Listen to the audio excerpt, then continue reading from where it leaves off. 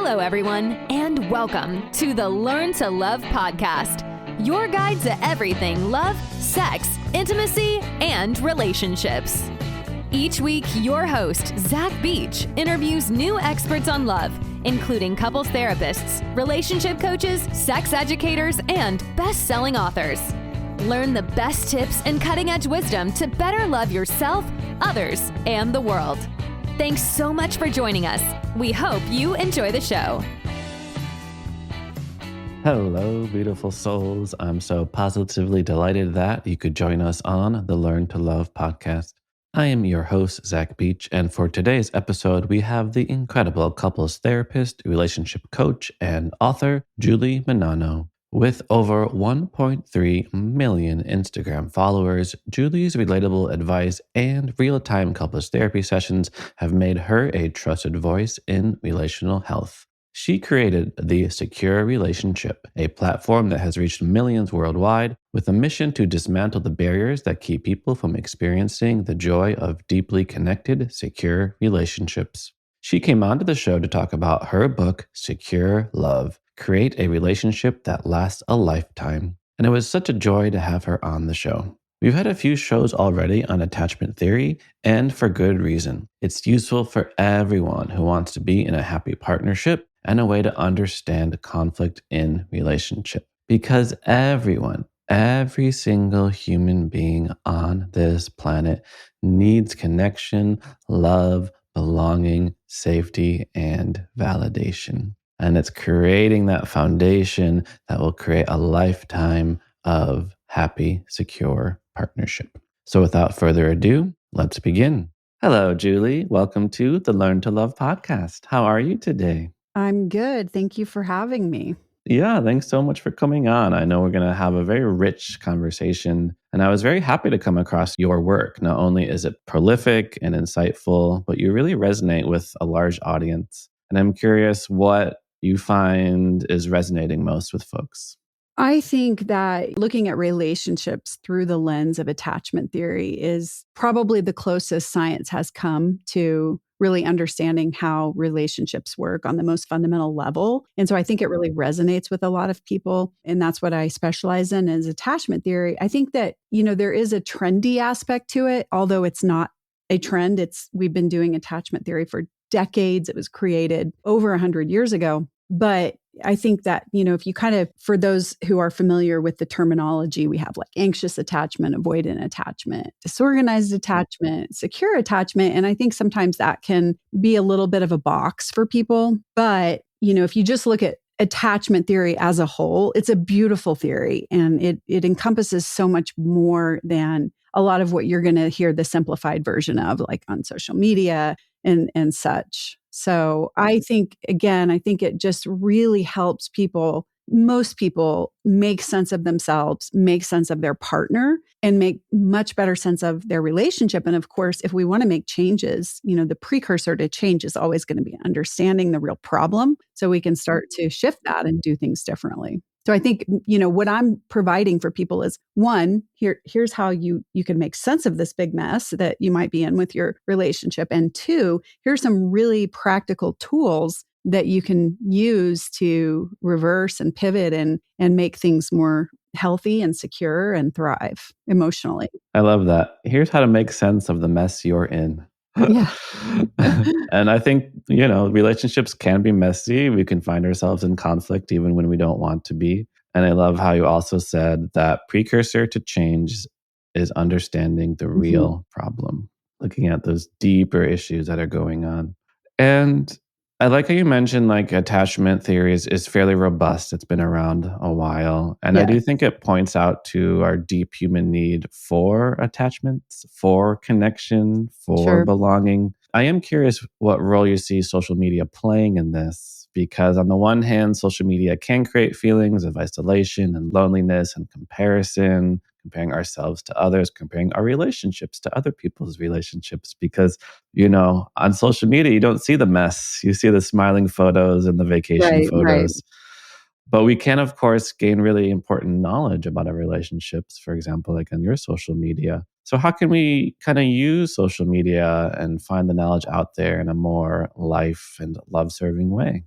I think, there's always an upside and a downside to most things. And there's a big downside and probably a bigger downside than an upside, honestly, in social media, I would be my opinion. But the upside is huge. I mean, people really are able to access, lots and lots of help that was not accessible outside of a therapy room or, some books, and stuff here and there 20 years ago. So, I think that is just huge. I think people are really starting to understand themselves, like I said earlier, know what changes to make, heal. Of course, there's always a downside, even within the healing world, like with everything else. Sometimes you might get information that's not so helpful. But as a whole, I think that there's a lot of really good information out there. So I think, what people are really going to have to do to navigate social media is figure out what is uplifting me, what is helping me, what is working for me, and what is not. What about social media is not helping me and not working, and really make clear decisions about what they're willing to expose themselves to. I know I do that. I just try to stay away from things that, make me feel whatever, bring out insecurities or, just don't really help my life in any way be better. And try to kind of, some things are entertaining, right? I mean, we all like to laugh. I love those, funny reels and such. But I think it's just, I feel like I found a lot of clarity around what I'm willing to expose myself to. I think that's a really key insight. And what I'm hearing is we have to be intentional about it, Yes, about what we absolutely. want to see and what we don't want to see. Yeah, And a lot of people think about who am I going to follow? A lot of times right. it's like, who or what am I going to block?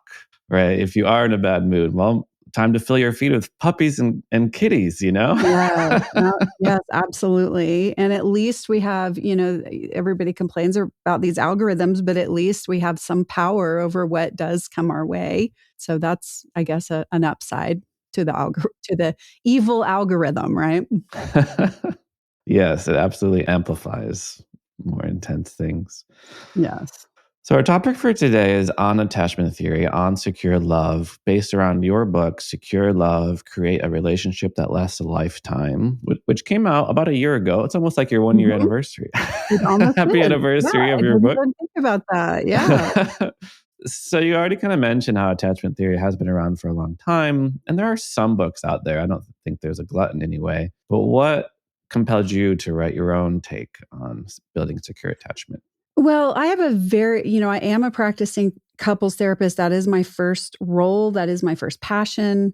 And I am also a, wife of almost 25 years and a mother of 6. And so I kind of live attachment. It's kind of like what I do all day long at home, at work. And I have a very structured way of helping couples. It's called emotionally focused therapy for couples, which is something I'm highly trained in. And it's a type of couples therapy that uses attachment theory as the kind of theoretical basis and tool to help couples move from this state of insecurity, which is kind of the root of all their problems, to a state of secure attachment. And so I thought, this isn't out there anywhere, this kind of self-help version of this process that I have learned by people far more brilliant than I. And so I just decided I'm going to, do this. I'm going to walk people through.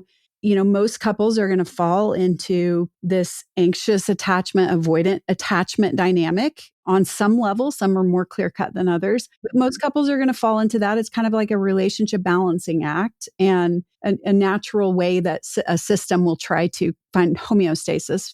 Speaking from a family systems perspective, which I'm sure you're familiar with. And so there's very predictable behaviors of the person with anxious attachment and predictable things that they need for healing. And same is true for avoidant. And so I'm just kind of using all of that information, putting it all together in this, pretty structured process that, starts at the beginning of where a couple is, meeting them where they are and trying to move them through, deeper levels of the work as much as you can in a book, right? I mean, the book isn't meant to, replace therapy, but it is a great resource for people who don't have access to therapy, that's really been helping them, or, are in therapy, but they want something to kind of support them along the way, which a lot of therapists are having their couples read this book because it's helping them do their work. And, again, there are going to be couples that really don't need therapy from reading the book. Like that's just kind of,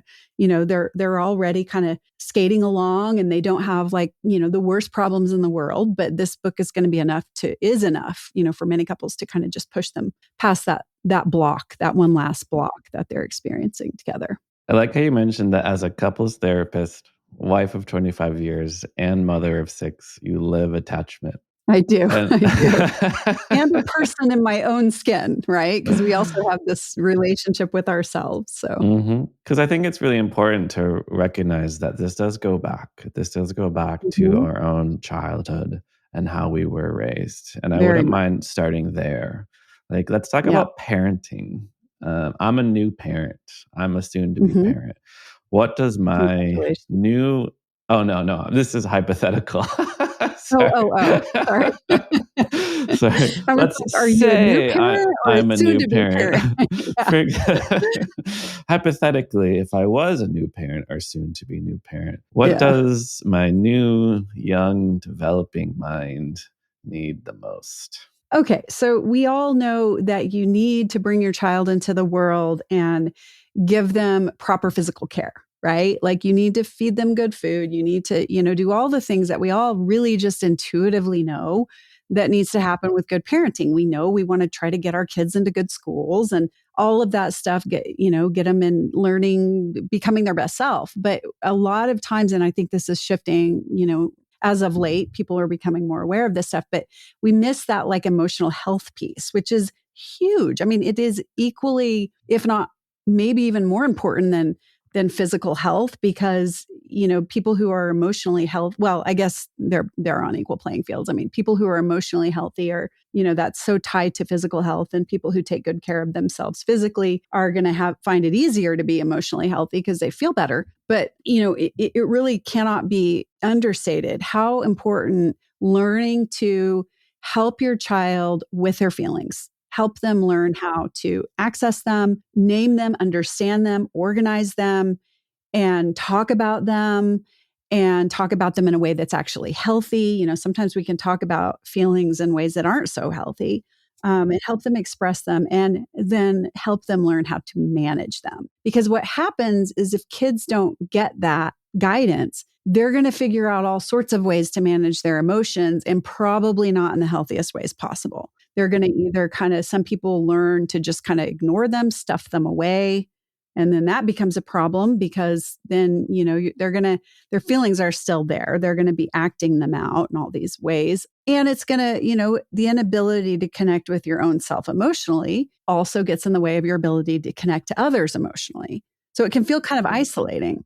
And it will cause relationship problems because you won't be able to fully show up in the relationship emotionally. And then there's another group of people that they just get overwhelmed with their feelings. They feel them very intensely. And so they just don't know what to do with them in other ways. And so they end up, doing things like clinging or, just getting really desperate to be heard. And a lot of blame is going to come with that because understandably they're in pain and they're saying, why won't you just show up for me and then I don't have to hurt? But these are the types of people that really kind of self-abandon their own emotions. They don't know how to step back and kind of dive into self and figure out, okay, what's going on with me? They don't even have a lot of, they might fight to get their needs met on one hand, but on the other hand, they don't have a ton of confidence that their needs aren't too much. So they kind of go all over the place. And so, yeah, it's just kind of, if to circle back, if you aren't able to help your child be emotionally healthy, they're going to have to do it on their own. And it's probably not going to work out too well. I love that. I love the combination of both physical health and emotional health. And I like how you explained it all. We want to help our children access, name, understand, organize, and manage their feelings. Yes, that's it. That's it. And I would say, I don't know if you hit this one, but share, connect with them also. Well, my concern is what if I myself, as the parent, as the hypothetical parent, don't even know these things, how to access, share my own feelings. I mean, that's going to be a problem. I'll be really honest. That is going to be a problem. And it is important There's no work around having emotional health as an individual is what helps you help your child. Because if you don't have this ability to do that, then you're not showing up for your own emotions, right? And it is really hard. I mean, I think, there's none of this is black or white.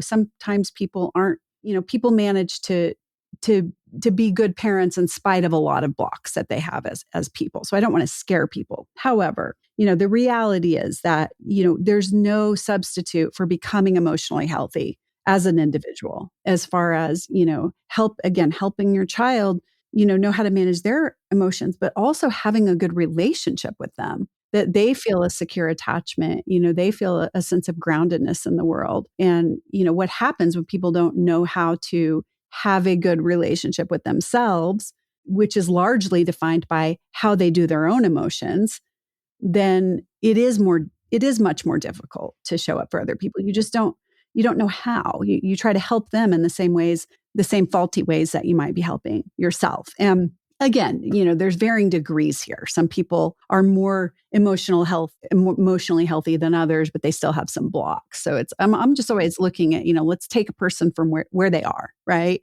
And just try to help them grow. There's no downside in growing. I like that. There's no downside in growing, and there's no substitute for becoming emotionally healthy. I wish there was a workaround, but there's no pill, there's no drug. So I'm hearing how part of our role as parents is to help our child with their emotions. And what is that connection or through line to having a secure attachment or building one?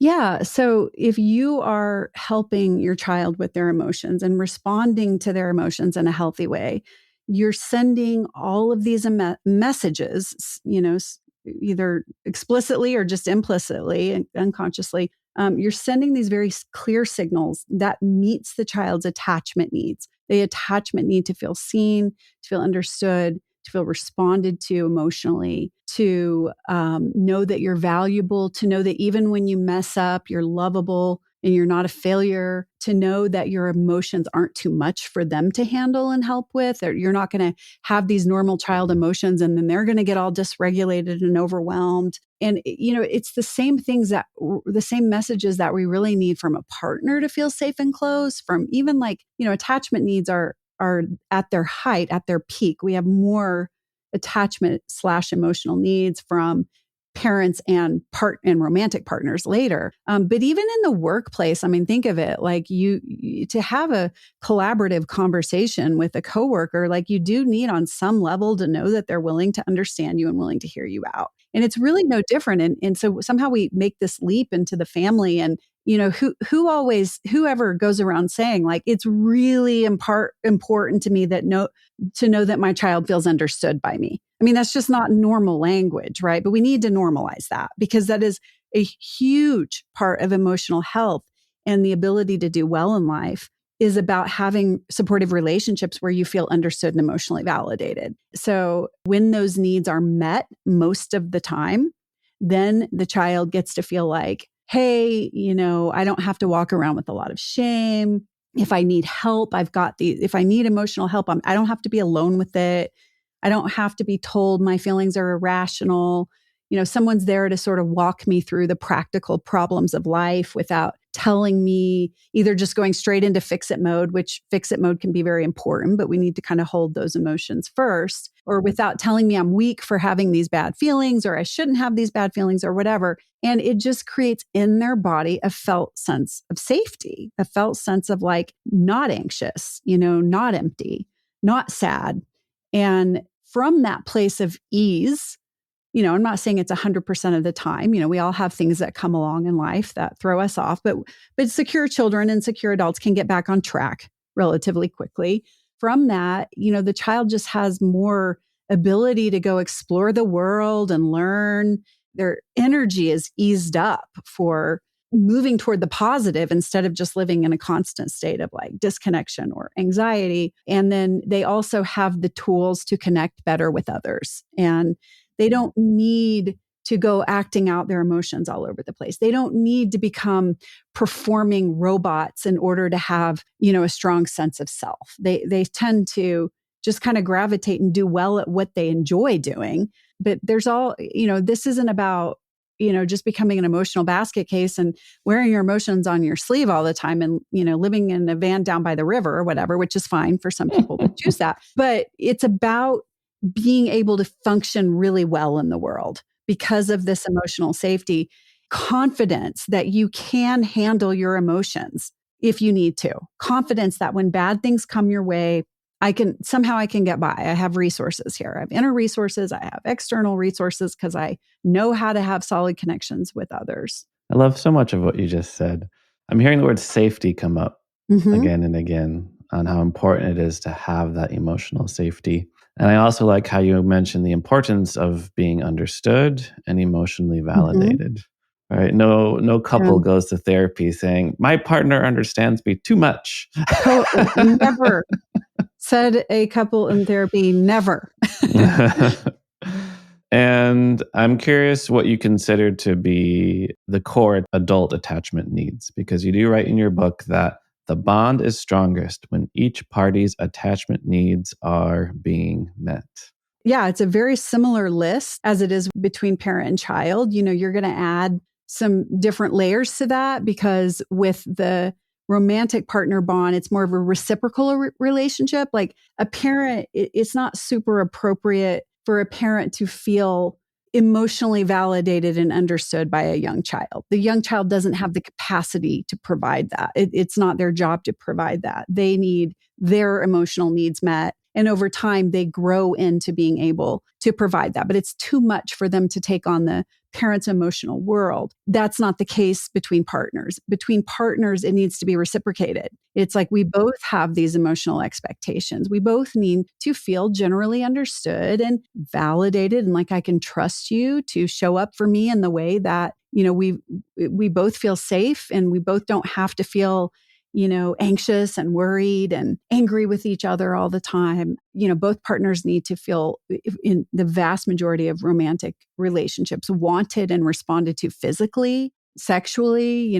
With children and parents, that physical need is there also, especially with younger children. But with adults, we also have these sexual needs, which there are so many emotional needs embedded in the sexual relationship. I mean, this is a big way that people feel wanted, feel valuable, feel attended to. So the starting point for my work with couples is to bring more of that into emotional validation. How could I forget that one? That one's huge. It's I can come to you and say, hey, I'm feeling alone with this, or I'm feeling kind of scared with this. And I'm not going to be told, well, that's your stuff. Or, you're instead going to get a response like, all right, well, tell me more. What's scaring you right now? All right, well, tell me more. What are you sad about? And just kind of that person brought it up. They get the hat, they get the need hat right there. And I need for that other person to really dive into that. They don't have to agree or disagree with like the facts or logistics of the problem or completely ignore the actual problem. But we got to get to that later. We got to attend to these emotional needs because nobody gets anywhere if they're feeling devalued, misunderstood, invalidated. No couple in the world is going to be able to functionally work through their, life problems from that place. That's the insecure place. So I've got to get these attachment needs on board. I've got to build the secure foundation so that they can live together. They can navigate life together from a place where they can be healthy. And it's fine when there's no conflict, right? It's fine at the beginning of the relationship when we're in love and everything's, roses, and you haven't had enough conflict to build up these unmet needs. Then it starts to become like we bump up against topics that we don't know how to resolve together. And then what happens is couples go into these negative cycles where they're unmeeting each other's attachment needs. Safety starts to erode. Emotional trust starts to erode. And this just can start to take on a life of its own with some couples. And, some couples are going to do better with that. They're going to have it happen less often. They're going to be better at repairing it. But a lot of couples that's going to really take them down over time. And it really could help make sense of, we were doing so great. We were so in love at the beginning. Like what happened? What happened was negative cycles that were communicating all of these unmet needs to each other. Absolutely. I love your prompt of simply tell me more. I think Yes. just that invitation to our partner is like Just those simple words are saying, I'm here for you. I want to learn about you. I'm not even going to ask the questions I want to Yes. know. I want to invite you to express what you want to say. Yeah, it's like magic words, 3 magic words. Tell me more. And I like how you brought up this idea of negative cycles, which even just the term I think is helpful for many Mhm. couples because we have to recognize that the conflict that arises in relationship is not the partner, is not the Right, other right. person, but it is in fact a back and forth. Absolutely. So tell us more about how, and I'm sure many people have encountered Mhm. this, like some seemingly small issue suddenly escalates into a full blown conflict and argument. Yeah, so negative cycles are kind of the starting point for me, and if you really distilled what I do with couples, in a very simplistic way, it would be moving them from negative cycles where they have, like you said, these kind of little things that turn into these big fights, and nobody knows how we got there, into positive cycles where instead of letting these triggers take us down this bad road, we instead learn to use these triggers as a way to better understand each other and actually end up more connected with each other. And so I'll kind of put words to it, what we might see on the surface of a really typical negative cycle where, I have this in the book, but the husband comes home and puts his keys on the counter and the wife says, I don't like your keys on the counter. I've told you 1,000 times to put them away. And the husband says, I don't know why you have to start attacking me the second I walk in the door. And the wife says, well, look, you're changing the subject again. You're turning it back on you. You're so selfish. And then the husband says, you're the one who's selfish. Remember the other day when you did XYZ?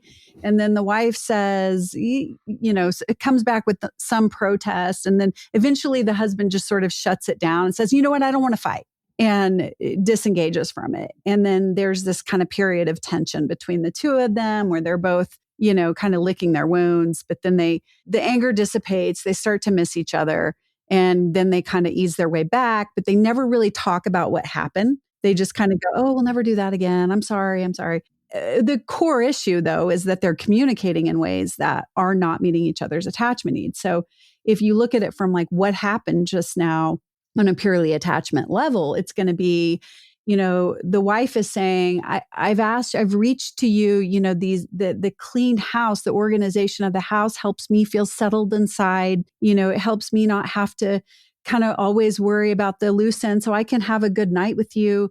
And why can't you hear that? Why are you not able to hear that?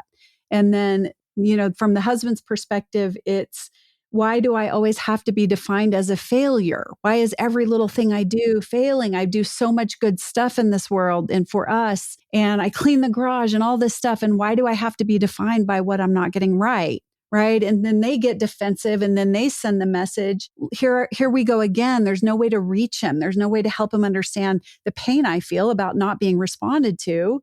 And then they kind of get protesty. And then the, husband kind of goes to the same demoralized place, which is, nothing I'm going to do right now is going to help us. I'm failing the game and I'm not going to get it right. I'm not going to be able to say the right words. And then they go into their next move, which might be just saying, fine, I'll put the keys away.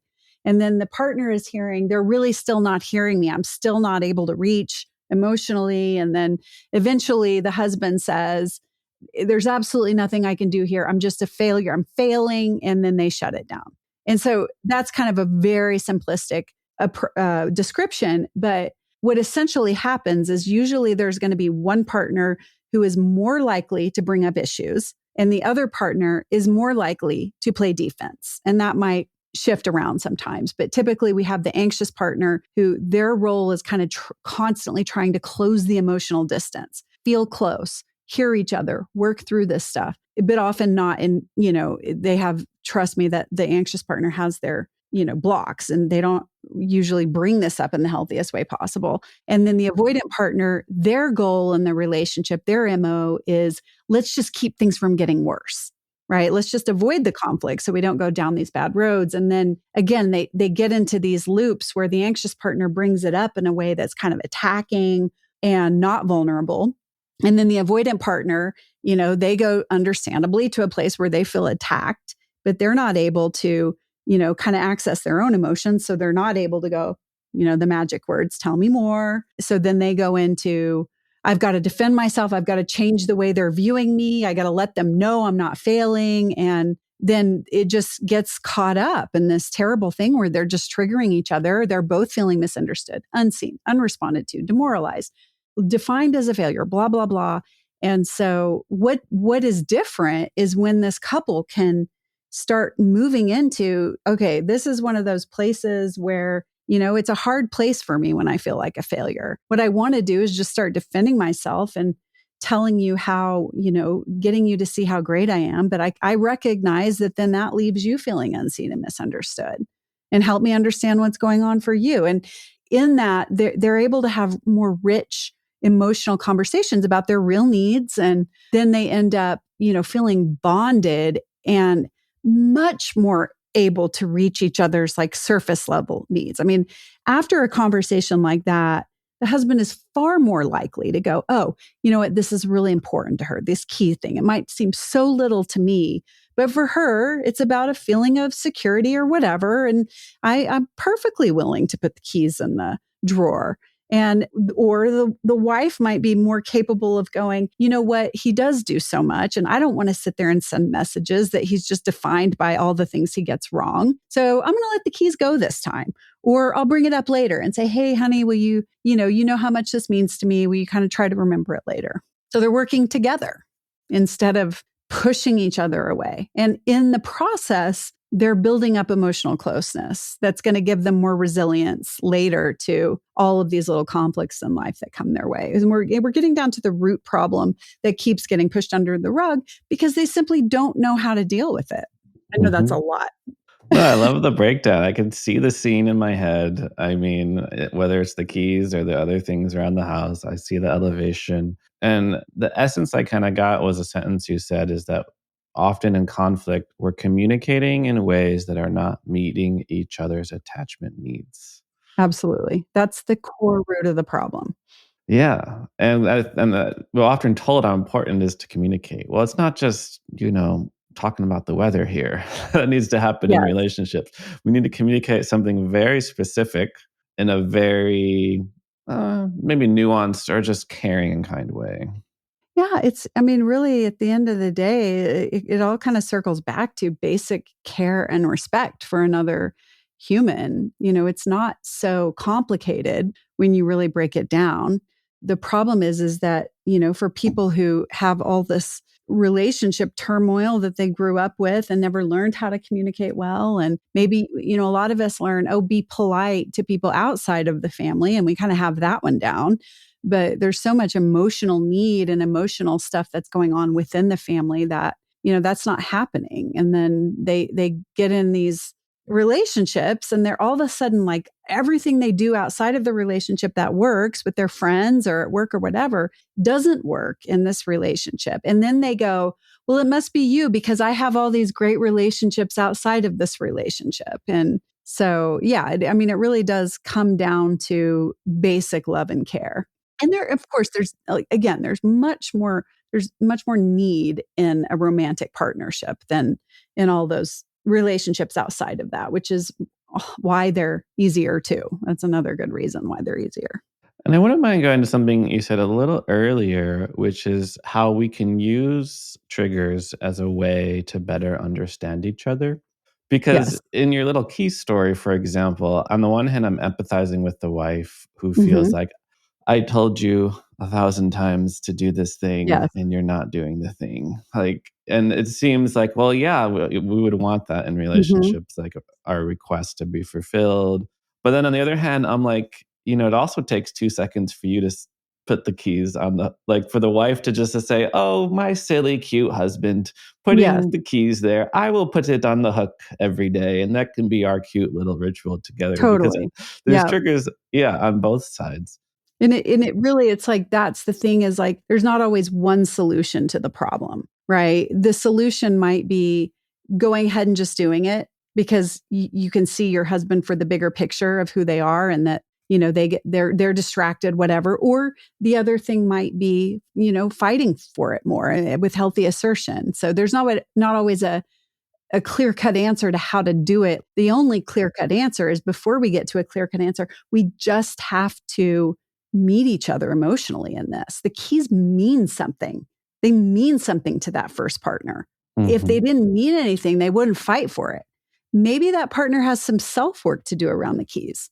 Why is this so triggering for me? What's really going on? Is it really about the keys, or is it going on something else inside of me? And figuring that out. And that's part of, the conversation of bonding, which is, my whole life, everything was kind of chaotic around me and it felt bad and I always felt nervous. And so, what I've had to learn to do is keep my environment very orderly so I don't have to go to that chaotic place. And maybe there's a little room for me to be more flexible with that. See, there's 1,000 different ways that conversation can play out depending on the couple. It's just we're not able to do it if we don't know how, and if we don't know how to be safe with each other. If she doesn't know how to step in and share more of the vulnerable experience around the keys, then what's she going to do? She's going to keep protesting and blaming when that part of her gets triggered. So I think the next question is, how do we interrupt this cycle? We interrupt it with a few different ways. And number one is just vulnerability, which is, okay, hold on. We're going down. We want to externalize the problem as a cycle instead of we're enemies, because they're not. 99% of the time, they're not enemies. And we need to kind of reframe this as like, hey, this is that cycle we get stuck in. It does require that one person is able to kind of regulate themselves well enough to be able to put words to that and say, let's not do this, not as a way of avoiding the problem, but just kind of as a way of, let's take a break and either just kind of hug each other, co-regulate in some way, or, we're both in our kind of red light brain. We're not going to get anywhere with this. Let's just kind of take a break until we get better at navigating this stuff and come back to this when we're both feeling a little more regulated. That's an option. Another option is for one to just, couples who have awareness of this are obviously in a much better position to interrupt it, right? And so, it might be one partner is like, all right, hold on. You've got the floor. You brought this up. I went back into that place where I don't want to be seen as a failure. That's a painful place for me. And I started to get defensive, but let's just pivot here. Help me understand what these keys mean to you. And I know it sounds crazy that we would have to have all these like deep psychoanalytic conversations around the keys. Some people have a real problem with that. But the hope is what happens is that when we use these opportunities, as trivial as they sound, to find a place of security and bonding, the symptoms start to disappear on their own. They don't have to have so many conversations around the keys, right? But it isn't about the keys. The keys are tapping in to something really, really important. And we got to figure out what that is. And the other alternative to not have all these psychoanalytic conversations, which aren't really, they're vulnerable. But the other alternative is just to keep going back to the same fight over and over again. So either way, you're expending energy. I'm just giving people a way to expend energy that, works itself out of a job. And that does not mean that, the most perfect couples out there, well, nobody's perfect, but the most secure couples out there will still have these moments where they slip into these cycles. They're going to have stress in life come their way that they're not prepared to deal with, or resources are going to be low. But what I want to see is it happening far less often than being able to repair more quickly when they do happen and interrupt it more quickly. I love that as couples go deeper into feeling secure and bonding emotionally and validating, all those other symptoms, all those other occurrences will slowly disappear. Right. Because when you feel secure in the relationship and you feel like, I know my partner is going to be there for me when I need them, it's so much easier to just put the keys away and let it go. Or it's so much easier to, be more in tune with what your partner needs and come in and put them away yourself. Again, there's not always a super clear-cut answer as to how they're going to navigate that problem. And just to put this out there are insurmountable problems. There are major, big incompatibilities between two people that aren't workable. Like, I want a family, I don't. And that does happen. It's just, I need to get them safe with each other and communicating about, this problem in this difference from a place of safety so they can really get a lot of clarity. Like, this isn't an emotional issue. This is like a basic incompatibility. And we love each other and we can understand each other and validate each other. But ultimately, we both want really different things out of life that it's not workable. And they can at least split from a place of health than not ever really knowing, could we have worked through it, because they didn't do the emotional work first. So at least you're stepping away from it from a place of much more clarity. I love that insight. When you feel secure in the relationship, it becomes so much easier to let things go. Absolutely. Absolutely. Because it's so tempting to be like, just let it go. But it's like, I don't feel safe. Like there's a reason there's this holding Yes. on to and this tension to it. There's a Sue Johnson. I don't know if you're familiar with Sue Johnson, but she's just an icon. She recently passed away, but she created the type of work that I do with couples. And one of her quotes that I just love is, couples are really only ever asking each other one question, which is, are you really there for me? Therefore, the best thing we can say to our partner, I'm here for you. Yes. And when you really need me, I will be there. And then we start knowing that, we don't need to keep asking the question over and over again over things like the keys. Well, I feel like that's just the perfect segue into my last and final question that I ask all of my guests, which is, what do you wish everyone knew about love? I wish that everybody knew about love operationally as not just a feeling, but a state of security. And there are very learnable actions and skills that you can do to keep this state of security intact, which leads to the feeling of love, the safety of love. And other languages have dozens of words that for the different versions of love, right? And I think of a lot of people think of love as just a feeling, but really it's an action. I mean, it's not just a feeling, it's also actions that create the felt sense of love. And we need to maintain those actions, because if we don't maintain those actions, then we will create attachment and security. And if we have enough attachment and security, people will detach from each other. They will. I mean, that happens.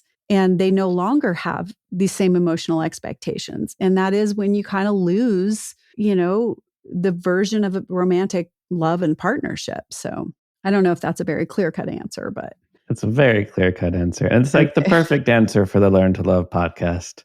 That Okay, love is a feeling of safety and security, and there are learnable actions and skills that you can do to maintain, yes. cultivate, build, and keep this state of love here, right now. Yeah. I always say every interaction that you have with your partner is an opportunity to meet their attachment need and solidify the love. Beautiful message.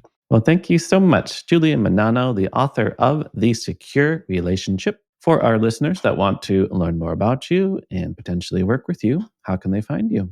Well, you can find me at thesecurerelationship.com. And then I have my Instagram account where I put out a lot of information at The Secure Relationship. And then I've got my podcast, which is I take an actual real couple through 20 sessions of the type of work that I do, which is really meant to kind of bring to life the process that I wrote about in the book. Say, hey, this is how it plays out. And that is, you can find it anywhere podcasts are.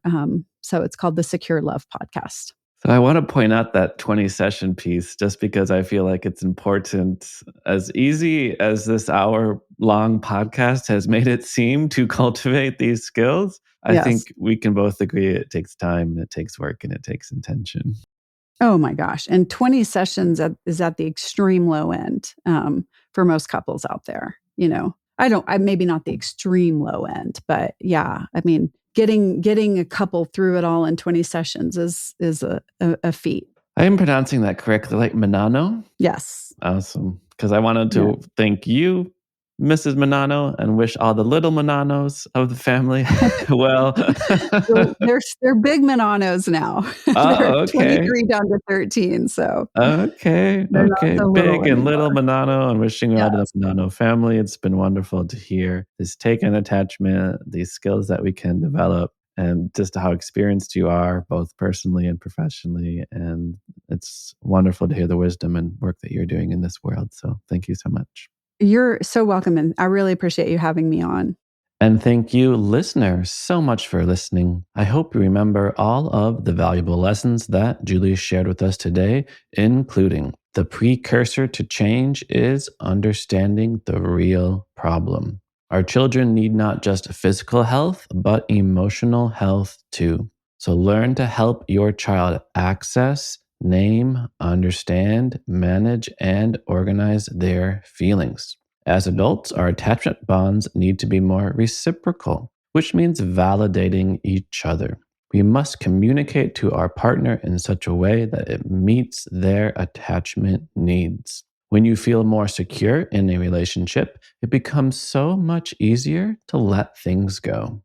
And love is not just a feeling, but a state of security. And there are learnable actions and skills that you can do to keep this state intact. And remember, listeners, you are perfect just the way you are. You are lovable, loving, and loved. Thanks again for listening to the Learn to Love podcast. To learn more about the show and your host, head over to zachbeach.com or theheartcenter.com. You can also follow Zach on Facebook, Twitter, and Instagram.